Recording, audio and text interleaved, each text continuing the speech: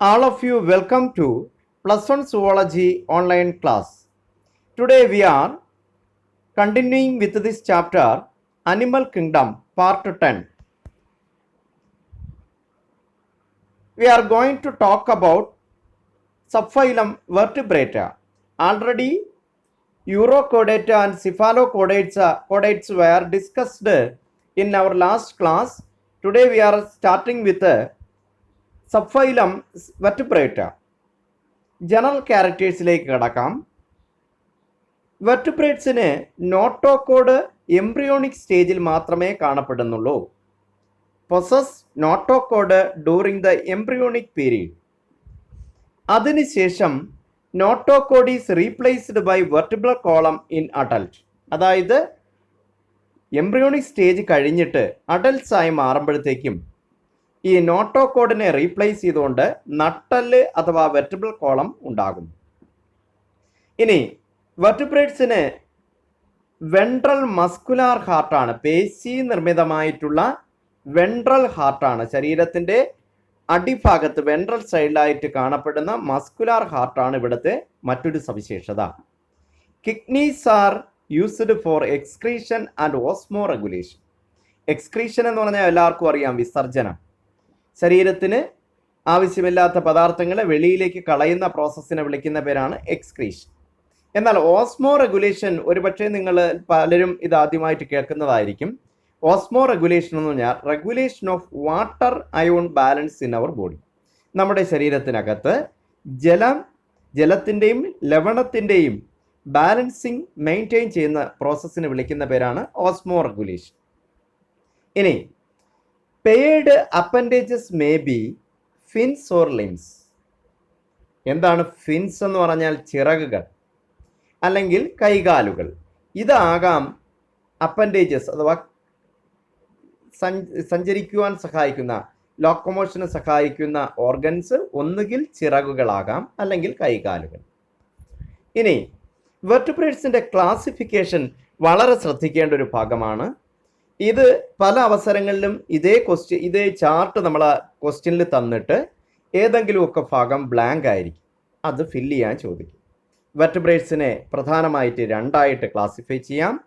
ഏനാത്ത അഥവാ ജോ less animals ആണ് അതിൽ വരുന്നത്. രണ്ടാമത്തത് നാത്തോസ്റ്റൊമാറ്റ, അതായത് ജോ, അതായത് താടിയെല്ലുകൾ ഉള്ളത് എന്നർത്ഥം. ഈ ഏനാത്തയിൽ ഒരേ ഒരു ക്ലാസ് മാത്രമേ ഉള്ളൂ, ക്ലാസ് സൈക്ലോസ്റ്റൊമാറ്റ. എന്നാൽ നാത്തോസ്റ്റൊമാറ്റയെ രണ്ട് സൂപ്പർ ക്ലാസ്സുകളായി വിഭജിച്ചിട്ടുണ്ട്. സൂപ്പർ ക്ലാസ് പിസസ് അഥവാ മീനുകൾ, അവർക്ക് ഫിൻസ് അഥവാ ചിറകുകളുണ്ട്. രണ്ടാമത്തത് സൂപ്പർ ക്ലാസ് ടെട്രാപോഡ, അവർക്ക് കൈകാലുകൾ ഉണ്ട്, ലിംസ് ഉണ്ട്.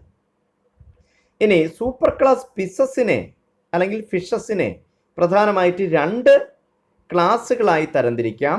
കോൺട്രിക്റ്റൈസ് അഥവാ തരുണാസ്ഥി മത്സ്യങ്ങളെന്നും ഓസ്റ്റിക്റ്റൈസ് അഥവാ അസ്ഥി മത്സ്യങ്ങളെന്നും. ഇനി സൂപ്പർ ക്ലാസ് ടെട്രാപോഡയെ 4 ക്ലാസ്സുകളായിട്ടാണ് വിഭജിക്കുന്നത്. ആംഫിബിയ അഥവാ ഉഭയജീവികൾ, റെപ്റ്റീലിയ അഥവാ ഉരകങ്ങൾ, ഏവ്സ് അഥവാ പക്ഷികൾ, ബേർഡ്സ്. ഇനി ലാസ്റ്റ് മമേലിയ അഥവാ സസ്തനികൾ. ഇനി നമ്മൾ ആദ്യം ക്ലാസ് സൈക്ലോസ്റ്റൊമാറ്റയിലേക്ക് കടക്കും.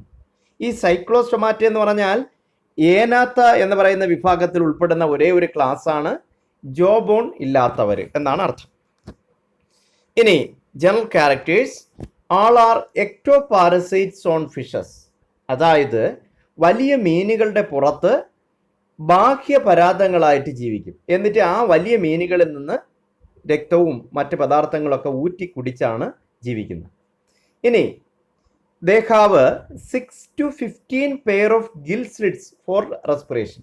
6 മുതൽ 15 ജോഡി ഗിൽ സ്ലിറ്റ്സ് അഥവാ ശകുല സുഷിരങ്ങളുണ്ട് റെസ്പിറേഷന് വേണ്ടി. they have sucking and circular mouth without jaw. അതാണ് ഇവിടുത്തെ പ്രത്യേകത. കാര്യം പാരസൈറ്റിക് ലൈഫ് ലീഡ് ചെയ്യുന്നതിന് വേണ്ടി, ജ്യൂസ് ഊറ്റിക്കുടിക്കുന്നതിന് വേണ്ടി ഇവർക്ക് circular മൗത്താണ്, റൗണ്ടായിട്ടുള്ള മൗത്താണ്.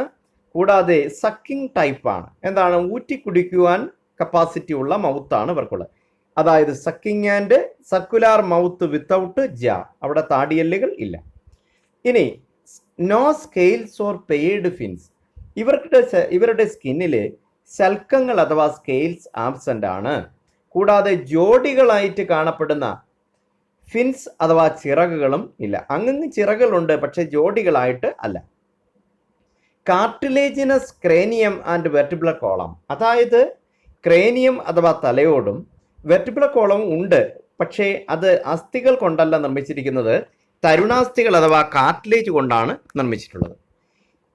Circulation is closed type, അടഞ്ഞ രക്തപര്യനമാണ്.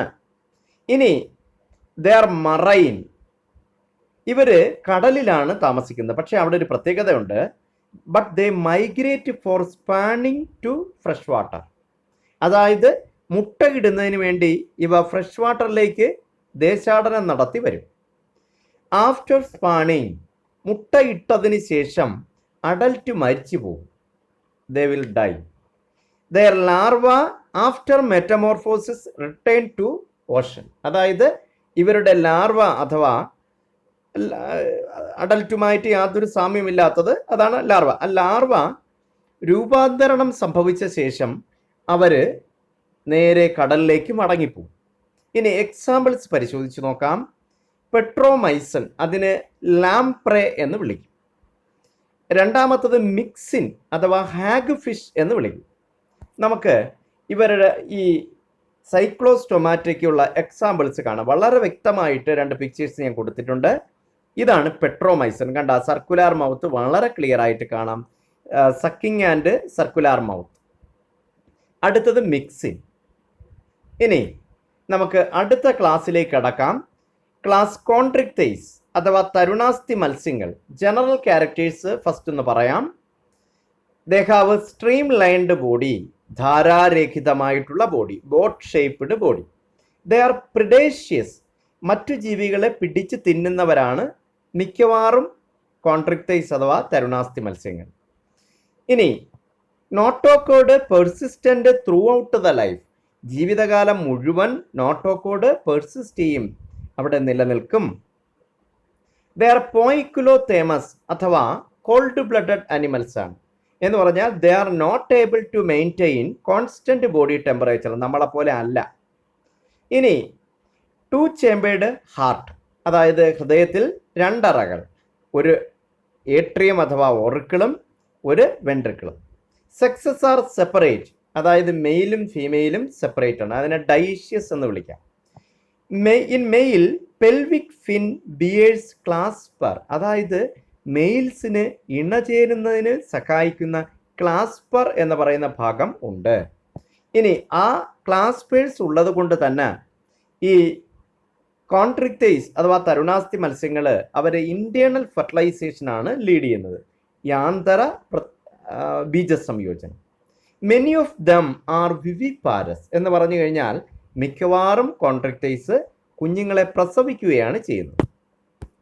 ഇനി ഇവരുടെ എക്സാമ്പിൾസ് നമുക്കൊന്ന് പരിശോധിച്ച് നോക്കാം. ഇവിടെ സ്കോളിഡോൺ അഥവാ ഡോഗ് ഫിഷ്, ഇതാണ് ഷാർക്ക്. ഈ ഷാർക്ക് അഥവാ ഷാർക്കിനെ വിളിക്കുന്ന പേര് ഡോഗ് ഫിഷ് എന്ന് വിളിക്കുന്നതിന് കാരണം ഇതിന് ഘ്രാണശക്തി നല്ലതായിട്ടുണ്ട്, അതുകൊണ്ടാണ് ഡോഗ് ഫിഷ് എന്ന് വിളിക്കുന്നത്. അടുത്തത് പ്രിസ്റ്റിസ് അഥവാ സോ ഫിഷ്, പേര് സൂചിപ്പിക്കുന്ന പോലെ ഇതിന് മുൻഭാഗത്ത് വാള് പോലുള്ളൊരു ഭാഗമുണ്ട്, എഡിബിളാണ്. നമ്മളെ നാഷണൽ ജിയോഗ്രഫിക്കൽ ചാനലിലും ഡിസ്കവറി ചാനലിലും ഒക്കെ കൂടെ ഇതിൻ്റെ ഈ കടലിൽ കിടന്ന് മറിയുന്നതൊക്കെ എടുത്ത് കാണിക്കാറുണ്ട്. അടുത്തത് കാർഗോഡ്രോൺ. ഈ കാർഗോഡ്രോൺ എന്ന് പറഞ്ഞാൽ ഇതിനെ പൊതുവിൽ വിളിക്കുന്ന പേര് ഗ്രേറ്റ് വൈറ്റ് ഷാർക്ക് എന്നാണ്, വെള്ള നിറത്തിലുള്ള ഷാർക്കാണ്. അടുത്തത് ട്രൈഗൺ അഥവാ സ്റ്റിംഗ് റേ, വട്ടത്തിരച്ചി അല്ലെങ്കിൽ തിരച്ചി എന്ന് പറയാം, ഇത് എഡിബിളാണ്. ഇനി അടുത്തത് ടോർപിഡോ, ഇതൊരു സവിശേഷതയുള്ള ഒരു ഇതാണ്, കാഴ്ചയിൽ തിരച്ചിയെ പോലെ ഇരിക്കുമെങ്കിലും ഇത് ഇലക്ട്രിക് റേ എന്നറിയപ്പെടും. ബിക്കോസ് ഇതിന് ശക്തിയേറിയ ഇലക്ട്രിക് ഷോക്ക് പ്രൊഡ്യൂസ് ചെയ്യാനുള്ള കപ്പാസിറ്റി ഉണ്ട്. ഏതെങ്കിലും എനിമീസ് ഇതിനെ അറ്റാക്ക് ചെയ്യാൻ ചെന്നാലോ അല്ലെങ്കിൽ ഈവൻ മനുഷ്യർ പോലും ചിലപ്പോൾ പിടിച്ചു കഴിഞ്ഞാൽ പെട്ടെന്ന് ഹൈ പവർ ഇലക്ട്രിസിറ്റി നമ്മളെ ശരീരത്തിലേക്ക് ഏൽപ്പിച്ച് ഷോക്ക് ഏൽപ്പിച്ച് അത് രക്ഷപ്പെടാൻ ശ്രമിക്കും. ഇനി കോൺട്രിക്ടൈസ് മിക്കവാറും എല്ലാ കോൺട്രിക്ടൈസും എഡിബിളാണ്, അതായത് തരുണാസ്ഥി മത്സ്യങ്ങളെല്ലാം എഡിബിളാണ്. യഥാർത്ഥത്തിൽ ഈ എക്കണോമിക് ഇമ്പോർട്ടൻസ് പഠിക്കുമ്പോഴത്തേക്ക് ഫിഷ് ഓയിൽ ഉണ്ടാക്കാനും ഫിഷ് ലിവർ ഓയിൽ ഉണ്ടാക്കുവാനും ഒക്കെ ഇതിനെ ഡിപ്പെൻഡ് ചെയ്യുന്നുണ്ട്. വളരെ ഒരു എക്സ്പോർട്ടിങ് ബിസിനസ്സാണ് യഥാർത്ഥത്തിൽ ഈ കോൺട്രിക്ടൈസിൻ്റെ മാംസം. പിന്നെ അതുപോലെ കേരളത്തിലൊക്കെ യഥാർത്ഥത്തിൽ പല പല റെസിപ്പീസ് ഇത് ഉപയോഗിച്ച് വെക്കുവാറുണ്ട്. പിന്നെ ഈ ഉണങ്ങിയ മീനുകൾ, ഉണങ്ങിയ സ്രാവ് ഈ മധ്യ കേരളത്തിലൊക്കെ വടക്കൻ കേരളത്തിലൊക്കെ അവൈലബിൾ ആണ്. അതിനെ വിളിക്കുന്ന പേര് തുണ്ടൻ മീൻ എന്നാണ് വിളിക്കുന്നത്. സ്രാവിനെ ഉണക്കി നമ്മളെ ഉണക്കമീനുണ്ടല്ലോ കരുവാട്, അതുപോലെ ആക്കി വിൽക്കും. ഇനി നമുക്ക് അടുത്ത ക്ലാസ്സിലേക്ക് കടക്കാം. ക്ലാസ് ഓസ്റ്റിക്തേസ് എന്ന് പറഞ്ഞാൽ അസ്ഥി മത്സ്യങ്ങൾ. നമ്മൾ മിക്കവാറും കൂടുതൽ പരിചിതർ ഈ അസ്ഥി മത്സ്യങ്ങളോടായിരിക്കും. ജനറൽ ക്യാരക്ടർ നോക്കാം. They have streamlined body, ധാരാരഹിതമായിട്ടുള്ള ബോഡിയാണ്, അതായത് boat shaped body. Poikilothermous cold blooded animals ആണ്. ദേ ഹാവ് 2 ചേമ്പേർഡ് ഹാർട്ട്, ഒരു ഏട്രിയവും ഒരു വെൻട്രിക്കിൾ, അഥവാ ഒരു ഓറിക്കിളും ഒരു വെൻട്രിക്കിളും. Sexes are separate. Fertilisation is external. നേരത്തെ നമ്മൾ പഠിച്ചത് ഇന്റേണൽ ഫെർട്ടിലൈസേഷൻ ആയിരുന്നു, ഇവിടെ എക്സ്റ്റേണൽ ഫെർട്ടിലൈസേഷൻ ആണ്. മോസ്റ്റ്ലി ഓവിപാരസ്, അതായത് ഭൂരിഭാഗവും മുട്ടകൾ ഇടുകയാണ് ചെയ്യുന്നത്. ഡെവലപ്മെൻറ്റ് ഈസ് ഡയറക്റ്റ്, അതായത് ലാർവൽ സ്റ്റേജ് ഇല്ല. എക്സാമ്പിൾസ് നമുക്ക് പരിശോധിച്ച് നോക്കാം. ആദ്യം മറൈൻ ഫിഷസ്. മറൈൻ ഫിഷസിനെ നമ്മൾ ടെക്സ്റ്റിൽ 2 എക്സാമ്പിൾസ് ആണ് കൊടുത്തിട്ടുള്ളത്. ഒന്ന് എക്സോസീറ്റസ് അഥവാ ഫ്ലൈയിങ് ഫിഷ്. ഇതിന് വലിയ നീളമുള്ള ചിറകുകളുള്ളതുകൊണ്ട് വെള്ളത്തിൽ ഇങ്ങനെ ഉയർന്നു ചാടും. അതുകൊണ്ടാണ് അപ്പോൾ നമുക്ക് കാഴ്ചയിൽ തോന്നും പറന്നു പോകുന്നത്, പറക്കുന്നെന്ന് തോന്നും. അതാണ് എക്സോസീറ്റസിൻ്റെ പ്രത്യേകത. അടുത്തത് ഹിപ്പോകാമ്പസ് അഥവാ സീ ഹോഴ്സ്, കടൽ കുതിര എന്നാണ് വിളിക്കുന്നത്. കാഴ്ചയിൽ ഇതിൻ്റെ തല കുതിരയുടെ തലയുടെ അതുപോലെ ഇരിക്കും. അതുകൊണ്ടാണ് ഹിപ്പോകാമ്പസ് അഥവാ സീ ഹോഴ്സ് എന്ന് വിളിക്കുന്നത്. ഇനി ഇതിന് മറ്റൊരു പ്രത്യേകതയുണ്ട്. ഈ മെയിൽ ഹിപ്പോകാമ്പസിന്, ആൺ ഹിപ്പോകാമ്പസിന് അതിൻ്റെ വയറ്റിൽ ഒരു സഞ്ചിയുണ്ട്. അതിനെ വിളിക്കുന്ന പേരാണ് ബ്രൂഡ് പൗച്ച്. ബ്രൂഡ് പൗച്ച് എന്നാണ് വിളിക്കുന്നത്. കാര്യം പെൺ ഹിപ്പോകാമ്പസുകൾക്ക് മുട്ട ഇടണമെന്ന് തോന്നുമ്പം അത് പോയിട്ട് ആണിൻ്റെ ബ്രൂഡ് പൗച്ചിനകത്താണ് മുട്ടയിടുന്നത്. മുട്ടകൾ അവിടെ കുറച്ച് ദിവസം ഇൻക്യുബേഷൻ പീരീഡ് കഴിഞ്ഞ് അത് വിരിഞ്ഞ് കുഞ്ഞുങ്ങൾ പുറത്തേക്ക് പോകുന്നത് ഈ മെയിൽസിൻ്റെ ബ്രൂഡ് പൗച്ചിൽ നിന്ന് ഇറങ്ങിയാണ് പോണത്. അപ്പോൾ കാഴ്ചയിൽ തോന്നും ആണുങ്ങളാണ് പ്രസവിക്കുന്നതെന്ന്. അതുകൊണ്ട് ഈ ഹിപ്പോകാമ്പസിനെ പൊതുവിൽ വിളിക്കുന്ന പേര് പ്രസവിക്കുന്ന അച്ഛൻ എന്നാണ്. അടുത്തത് ഫ്രഷ് വാട്ടർ ഫിഷസ്. ആദ്യത്തത് ലേബിയോ എന്ന് പറഞ്ഞാൽ രോഹു. വളരെ ഇതുണ്ടല്ലോ മീൻ, വളർത്തു മീനാണ്, ഏറ്റവും പ്രധാനപ്പെട്ട വളർത്തു മീനാണ് ഈ ലേബിയോ അഥവാ രോഹു. രണ്ടാമത്തെ കട്ല, അത് നമ്മളെ കേരളത്തിലൊക്കെ ധാരാളമായിട്ട് ആർട്ടിഫിഷ്യലും നാച്ചുറലും ആയിട്ടുള്ള പോൺസിൽ വളർത്തുന്ന ഒന്നാണ് കട്ല. അടുത്തത് ക്ലാരിയസ്. ക്ലാരിയസ് പറഞ്ഞാൽ നമ്മുടെ നാടൻ ക്ലാരിയസ് ഉണ്ട്, അതായത് മുഷി. എന്നാൽ ആഫ്രിക്കൻ മുഷിയുണ്ട്, അത് കുറച്ചുകൂടെ വലുത്, ഏകദേശം 10, 15, 20 കിലോളം വരുന്നതാണ്. നിങ്ങളൊക്കെ കണ്ടിട്ടുണ്ടാവും, വളരെ വലിപ്പമുള്ളതാണ്. ഇനി അതിനെ ഈ മുഷി അഥവാ ക്ലാരിയസിനെ പൊതുവിൽ വിളിക്കുന്ന പേര് ക്യാറ്റ് ഫിഷ് എന്നാണ്. കാരണം പൂച്ചയുടെ മുഖത്തിരിക്കുന്ന രോമം പോലെ ഒരുതരം ഒരു ബ്രിസ്റ്റിൽസ് അഥവാ ആൻറ്റിനെ പോലുള്ള സംഗതികൾ ഇതിനുണ്ട്. അതുകൊണ്ടാണ് ഇതിനെ ക്യാറ്റ് ഫിഷ് എന്ന് വിളിക്കുന്നത്. ഇനി അക്വാറിയം ഫിഷസ്. അക്വാറിയം ഫിഷസിന് എക്സാമ്പിള് ബെറ്റ അഥവാ ഫൈറ്റിംഗ് ഫിഷ്. രണ്ടാമത്തത് ടീറോഫിലം അഥവാ ഏഞ്ചൽ ഫിഷ്. ഇനി ഇത് കൂടാതെ 1-2 കുറച്ച് എക്സാമ്പിൾസും കൂടെ ഞാൻ പറയാം. മറൈൻ ഫിഷസിന് എക്സാമ്പിൾ ടൂണ, ചൂര. ലക്ഷദ്വീപ് കടലിൽ ഇഷ്ടം പോലെ കാണപ്പെടുന്ന ഒരു മീനാണ്. എക്സ്പോർട്ടിംഗ് വാല്യൂ വളരെ കൂടുതലുള്ളൊരു മീനാണ് ചൂര. അതുപോലെ തന്നെ നെന്മീൻ എന്ന് വിളിക്കുന്നത്, വളരെ വിലപിടിപ്പുള്ള നെന്മീൻ, ബിരിയാണിയൊക്കെ ഉണ്ടാക്കാൻ ഉപയോഗിക്കുന്ന ഒന്നാണ്. അതിൻ്റെ പേര് സൈബീർ എന്ന് പറയും. അതിഭയങ്കരമായ വിലയാണ്. 1 കിലോയ്ക്ക് 1000 രൂപത്തിന് പുറത്ത് വരും. ഒരു സാധാരണ നമ്മൾ മേടിക്കുന്ന ചൂര അഥവാ ടൂണ മീനിൻ്റെ വലിപ്പത്തിലുള്ള ഒരു നെന്മീൻ വാങ്ങുന്നതിന് ഏകദേശം 10,000-6,000 രൂപ ചിലവാകും. അത്രയ്ക്ക് വിലപിടിപ്പുള്ള മീനാണ്. ഇനി അടുത്തത് പോംഫ്രെറ്റ് അഥവാ ആവോലി. ഇനി അതുപോലെ തന്നെ മാക്കറൽ എന്ന് പറഞ്ഞാൽ അയല. ഇന്ത്യയുടെ ദേശീയ മത്സ്യമാണ് അയല. ഇനി ഫ്രഷ് വാട്ടർ ഫിഷസിൽ നമുക്ക് അത് എക്സാമ്പിൾ നമ്മളെ ടെക്സ്റ്റ് ബുക്കിൽ ഇത്രയും ഉണ്ടെങ്കിലും നമുക്ക് വേറൊന്നും കൂടി സൂചിപ്പിക്കാതെ പറ്റില്ല. അതിൻ്റെ പേര് കേരള പെയിൽ സ്പോട്ട് എന്നാണ്. കരിമീൻ എക്ട്രോപ്ലസ് സുറാറ്റൻസിസ് എന്നാണ് ശാസ്ത്രീയ നാമം.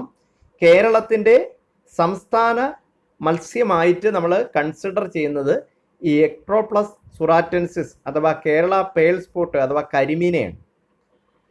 കരിമീൻ്റെ പ്രത്യേകത ജീവിതകാലം അവസാനം വരെ ഒരു ഇണയോടൊപ്പം മാത്രമേ ജീവിക്കൂ എന്നാണ് അറിയപ്പെടുന്നത്.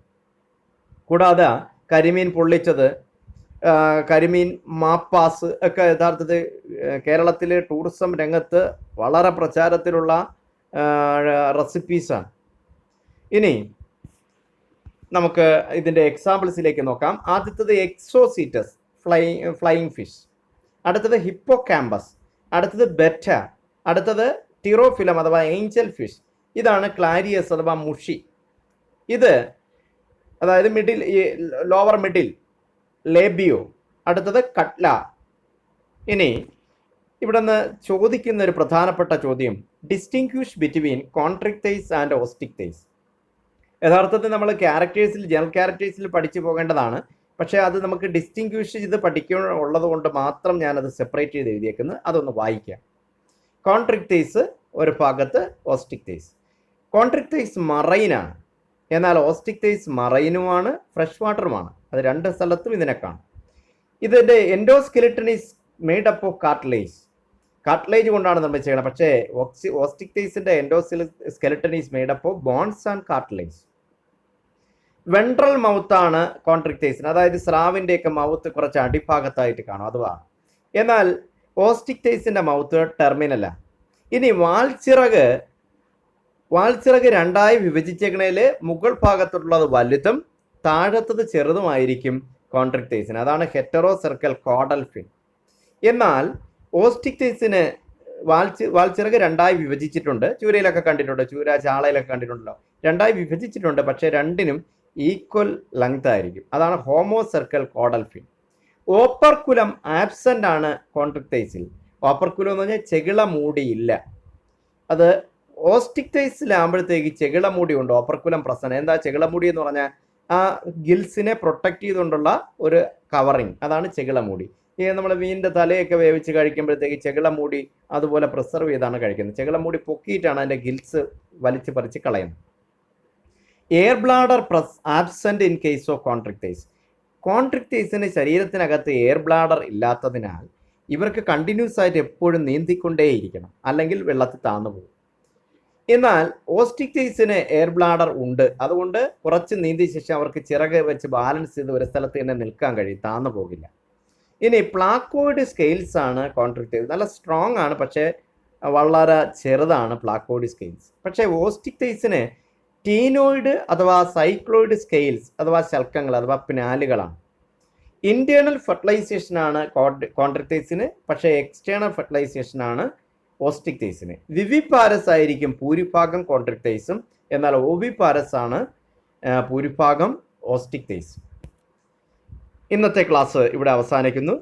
ഇതുവരെയുള്ളതിൽ വെച്ച് എന്തെങ്കിലുമൊക്കെ സംശയം ഉണ്ടെങ്കിൽ you can ask directly. I will try to clarify your doubts. Okay, thank you.